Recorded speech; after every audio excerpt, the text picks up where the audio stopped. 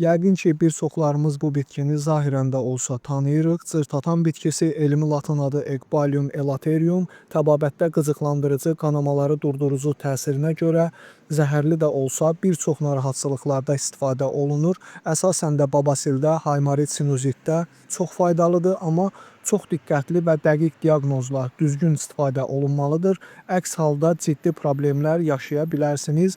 Bu bitki nə qədər faydalı olsa da naşı insanlar tərəfindən istifadə olunmamalıdır.